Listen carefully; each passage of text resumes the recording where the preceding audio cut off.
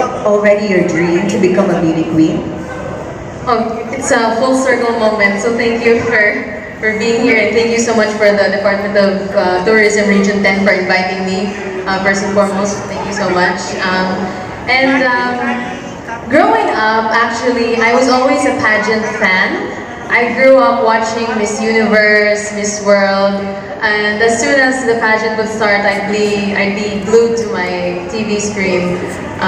So I grew up admiring these women, but it never really occurred to me that I could be one of them. It just never clicked for me. But by the time I was 17, I found it within myself to give it a shot, because it was something I was somewhat familiar with, and I guess I gave it a shot because I took a chance on myself, but also because, for practicality's sake as well, because we all know that pageantry is a thriving industry in our country, most especially, and the doors that pageantry opens is immense for any young woman to thrive upon, and the cash prize doesn't hurt anyone as well. So that's really the first.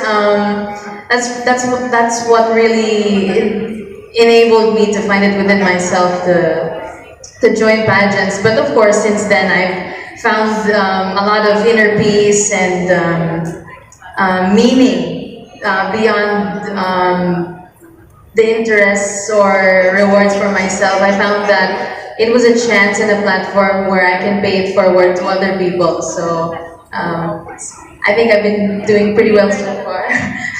Congratulations! Grabe naman.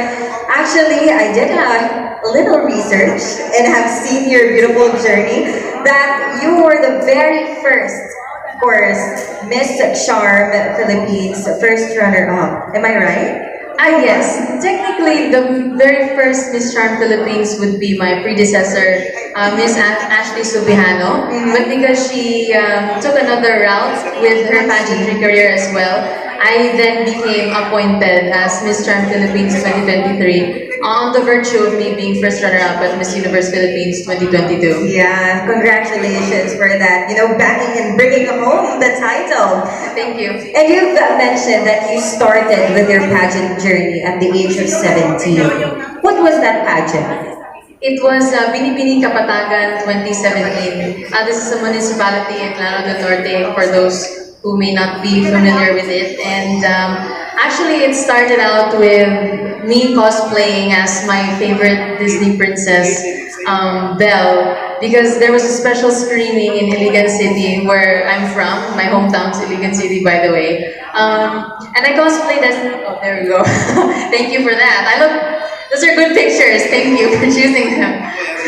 But going back, yes, I cosplayed as Belle, and I met a certain team of makeup artists who really reached out and said, hey, you know, why don't you join pageants? And from then on, I partook in that pageant, and it was great. I met a lot of people, and growing up, I wasn't actually very outgoing. I was a pretty shy child, and I slowly transitioned out of my shell throughout my adolescence, and I think it peaked with my entry into pageantry. But since then, it was my first pageant at 17, and I ended up winning and bagging a lot of awards in the said pageant as well. And so I told myself, you know, maybe this isn't just a one-time thing for me. Maybe I could grow more as a person, and I just wanted to find out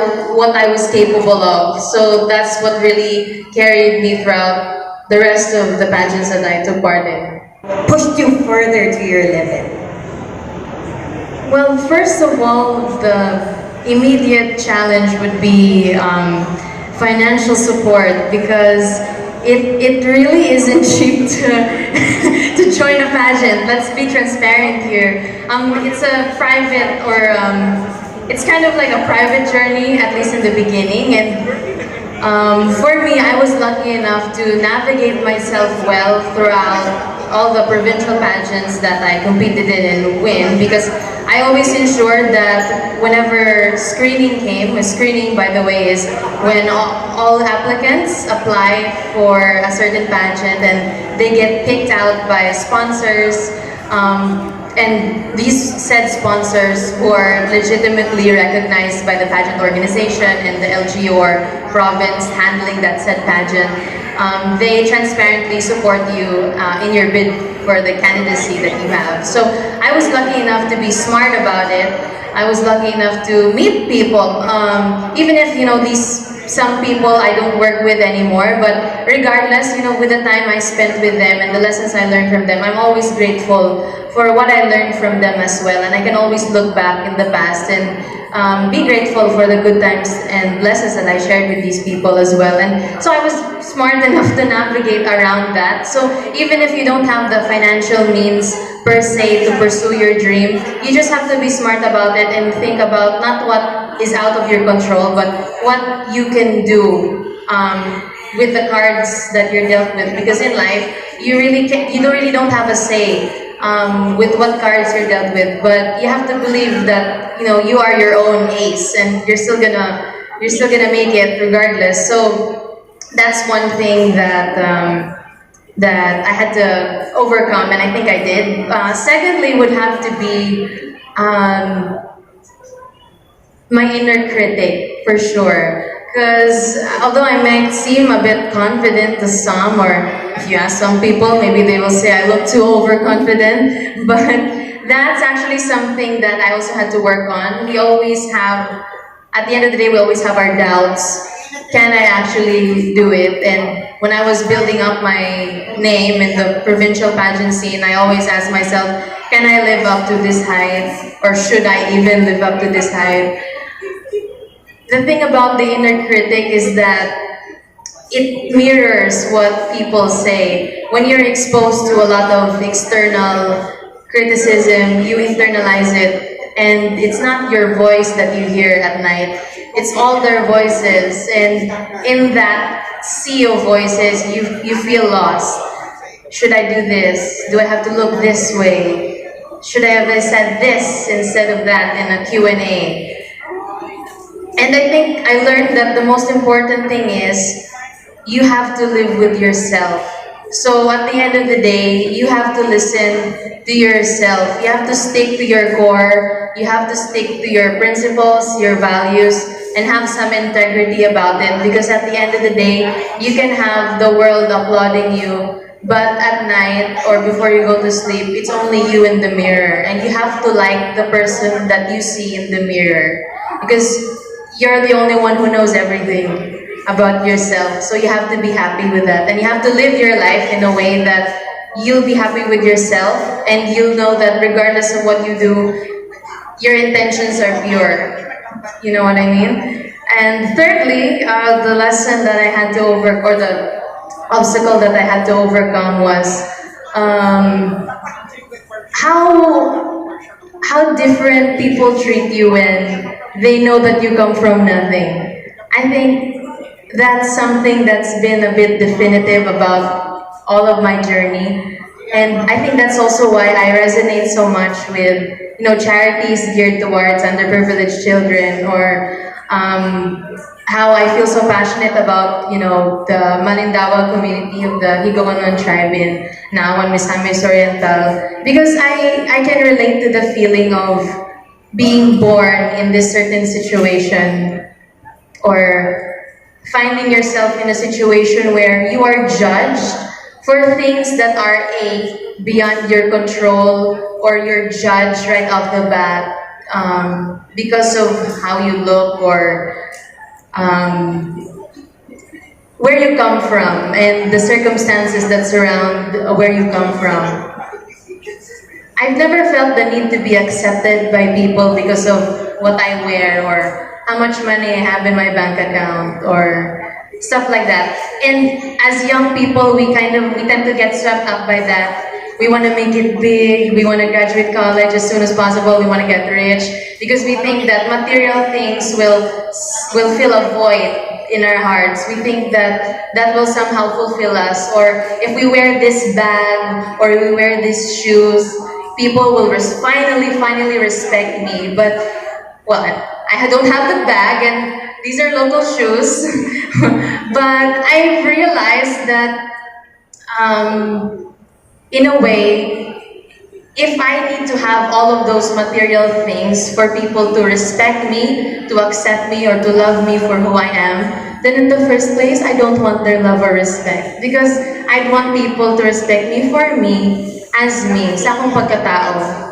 And for what I bring to the table, for my heart, for the weird things that I like, you know? And I don't want people to accept me for that. So I guess now it's different, and it's funny because people who used to judge me at pageant screenings or look down on me and say, hey, you know, why are you bothering with pageant? It's a rich girl's game.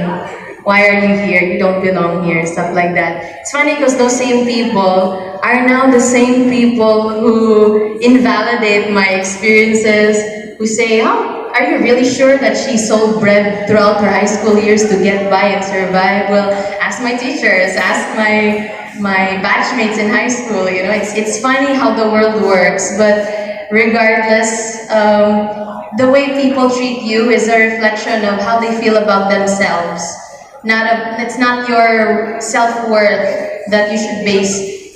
It's not your self-worth that leads them to treat you that way. It's how they see themselves. So when it comes to that, I guess forgiveness is a very freeing thing. Not because you want to reconnect with toxic people or anything like that, but because you want to let go of that heaviness, because life is so beautiful and short, and you can't carry those heavy things in your heart if you want to see how beautiful life really is. Themselves in a local, national, international pageant scene.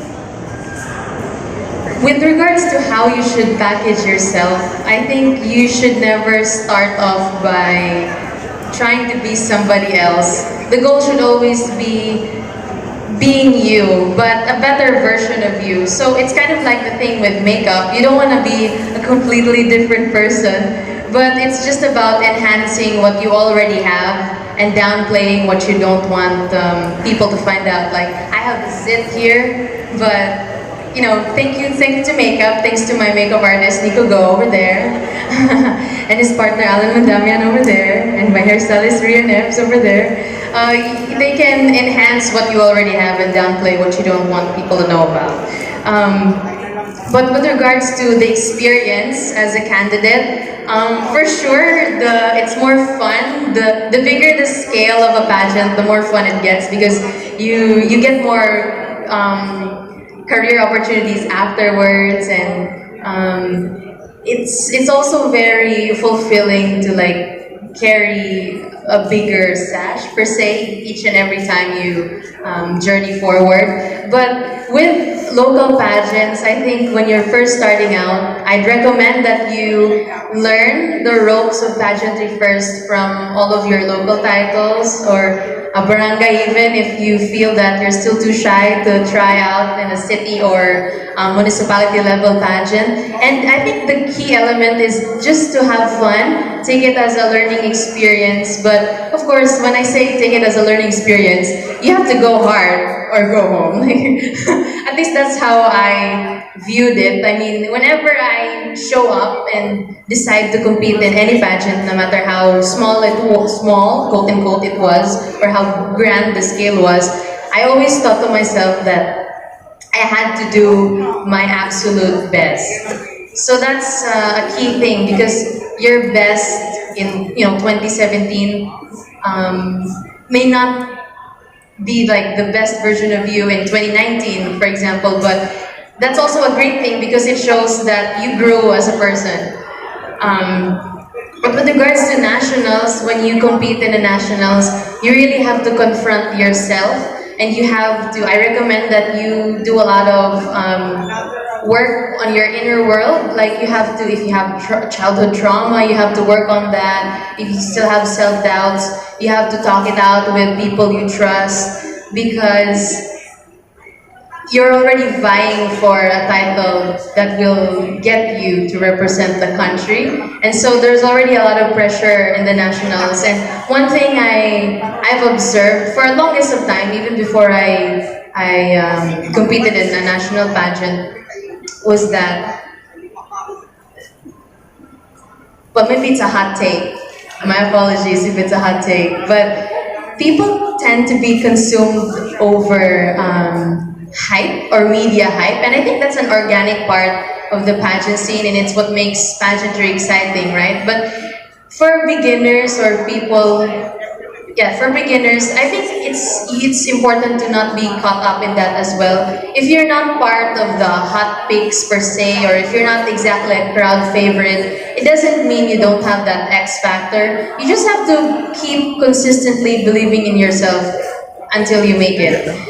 And when it comes to the international scene, carrying the Philippine sash is the best part of it, but it can also be the worst part of it because it's the national sport. Pageant is practically the national sport, so it really does feel like everybody has their eyes on you, but at the end of the day, it's all about having yourself and a good core team to lean on with my uncle over there, my glam team, the Aces and Queens camp, who aren't just a camp to me anymore, they're really family to me. It's important to have a good support system.